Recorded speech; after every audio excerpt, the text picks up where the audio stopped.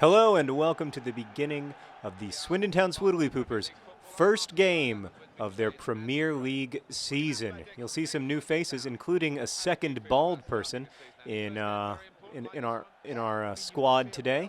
You'll have to name these people as we go, as we get to know them together.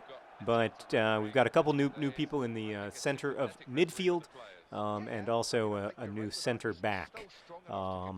Yeah, so you may see Caceres there, and who else is new?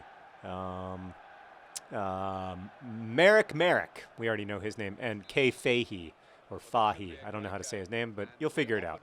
I'm going to talk today about a funny thing that happened to me, thanks to a nerd fighter. So here's what happened. And this is, I have to kind of say this as full disclosure, because I don't know if you guys know this, but Hank and I have these business principles. Maybe someday in a video I'll talk about the Hank and John business principles of how we run Vlogbrothers and also the rest of our lives, like DFTBA records and other stuff that we do. Ball John Green was offsides there.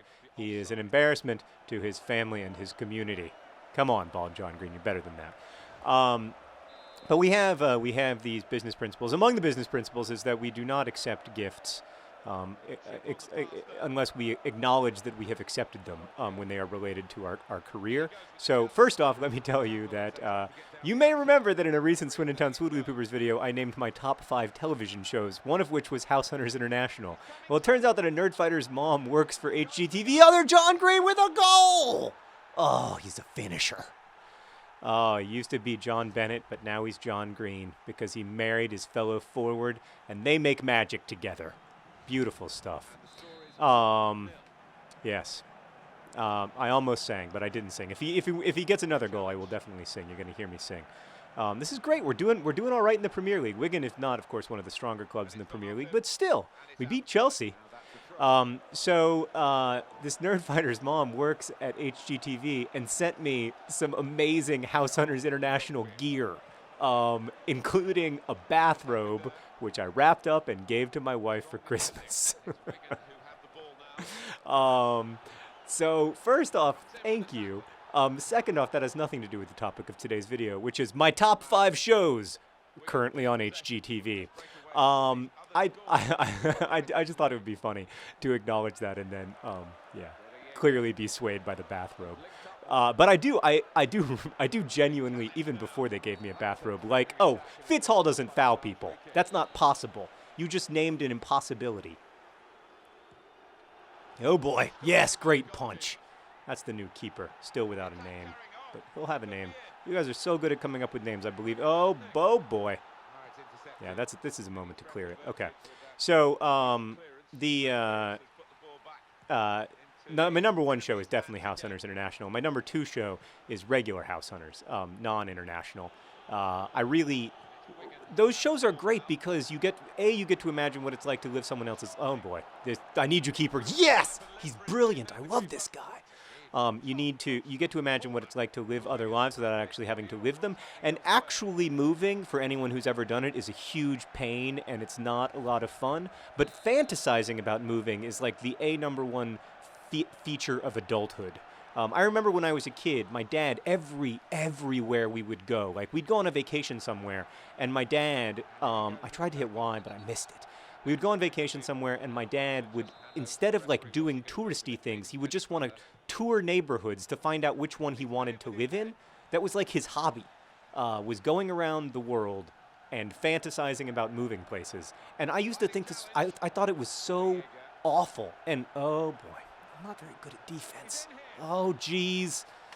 Not good. So he would go around and like look at look at houses and get books with housing information, and now he looks on the internet about housing information. My parents finally love where they live, so they've stopped doing this. But amusingly, I have taken over for doing this from my dad, and I do it constantly. I'm the worst about it. and you know, my wife is like bald John Green. No, my wife is consistently embarrassed because everywhere we go, I ask people how much their houses cost and if they like living there, and I look at all the like modernist architecture somewhere, and I love it. Like we were recently in Miami, a place I have absolutely no desire to live. No offense, Miamians, and but I kept doing it anyway. House hunters is a way of indulging that passion without costing myself a lot of money and time. So I like both House Hunters International and House Hunters. House Hunter International is a little better for me because you know, I secretly fantasize about living abroad and having health care and stuff. It just seems there's something romantic about the idea of, you know, healthcare being available to all people, regardless of whether they have pre-existing conditions. I'm so old-fashioned in that respect. So that's number 1 and 2. Number 3, Holmes on Holmes.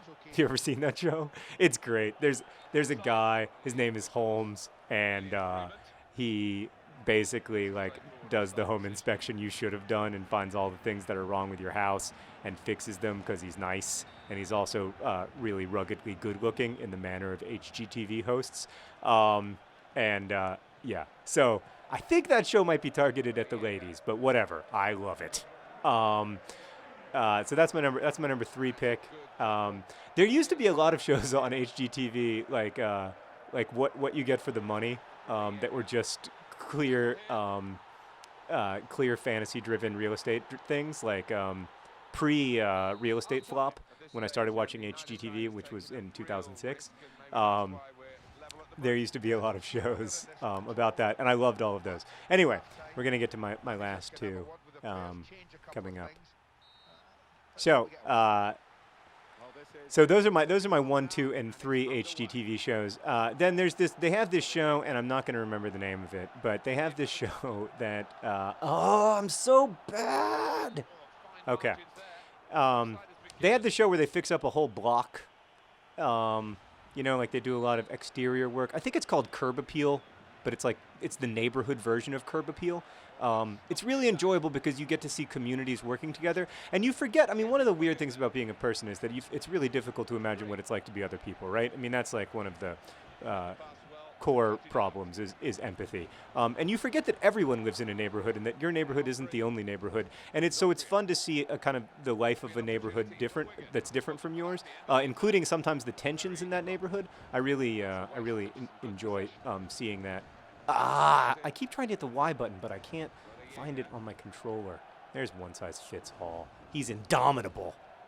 And then another Y button, please, and then the Y button. Yes! That's what I meant to do the whole time. Oh. Then he scores! What? That's the best goal the Swindon Town Swoodilypoopers have ever scored. Y button, Y button, Y button, other John Green, goal. Oh, John Greens, bald and other John Greens. They love each other and they love our team. And then the last thing I'm going to pick is one of my wife's favorite shows, and I watch it with her because, you know, we're married. And it's called Design Star. Have you seen this? I don't know if any of you... none of you watch HGTV, of course, because none of you... I'm the oldest person currently watching this video. Other John Green? No! Bald John Green? Yes! Yes! Yes! Yes! Bald John Green! Yes! Oh. Yes! This is just... I mean, we're dominating. We might have to go up a skill level. It's insane. Anyway, Design Star is like one of those reality shows where you compete to have a reality show. The winner gets to continue being on television, and the losers don't. That's basically how it works. Generally, I don't like those shows. I don't know if you guys know this, but Hank and I have like this long-standing desire not to be on television, and we've turned down every opportunity we've ever had to be on television because, oh my goodness, this bald guy's gonna score. It's his first goal as a Swoodilypooper, Merrick! Oh, and he hugs bald John Green. It's just two bald men giving each other big hugs. That's great to see. Wow, this discovery of the Y button has just been, look at that. Thank you to my friend Kevin for explaining to me how the Y button works when it works, because I am gonna have to go up a skill level, I think. I'm too good, even against Premier League opposition. I'm too good, and my boys are too talented. Oh, that would have been all right. So those are my top 5 HGTV shows. People whose parents work at other networks, I'd be happy to talk about your parents' job if you send me a bathrobe from your channel. I'm just kidding. I wouldn't do that. And but like that's the I mean so that's the weird thing about product placement. Now obviously no one paid me to talk about HGTV, and I wouldn't have accepted money to do it. And in fact, like the nice person who sent me that stuff didn't do it to get me to talk about HGTV. She did it because she thought it was sweet that I had, and then that her daughter had like thought she was cool and everything. So I want to the last thing that I want to talk about in talking about this is why I find product placement not troubling inherently, but why we don't do it. Why it's not possible to pay for product placement on Vlogbrothers or even on Hank games. Although I guess FIFA is getting some product placement here, but they didn't pay me. So, Ball John Green, such a finisher. I can't finish. Basically, here's what I find troubling about it. When you accept money, let's say you really genuinely like something. Like, let's say I genuinely like American Apparel T-shirts. But if I accept money or even like goods in kind to say that I genuinely like American Apparel T-shirts, the genuineness of my statement becomes questionable, right? Like that's what bothers me about it essentially, is that you can't. How do you know that I genuinely like American Apparel T-shirts? Because certainly my opinion of them is being affected by money in precisely the same way that my opinion of HGTV is in all likelihood affected by a bathrobe. Now, like, it's certainly not affected as much. But when we like in the Nerdfighter community is based on, I mean, our relationship with the Nerdfighter community is strongly based on a sense of trust, that like you can trust us to be honest with you, and that in turn we can trust you to be patient with us. And Ball John Green with a beautiful goal from Merrick, his new partner and teammate. I hope other John Green isn't getting jealous here, seeing two bald men embrace so amorously.